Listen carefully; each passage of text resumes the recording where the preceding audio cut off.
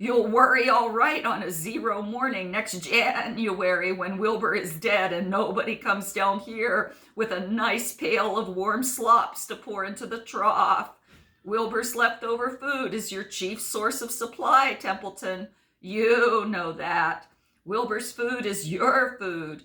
Therefore, Wilbur's destiny and your destiny are closely linked. If Wilbur is killed and his trough stands empty day after day, you'll grow so thin we can look right through your stomach and see objects on the other side. Templeton's whiskers quivered. Maybe you're right, he said gruffly. I'm making a trip to the dump tomorrow afternoon. I'll bring back a magazine clipping if I can find one.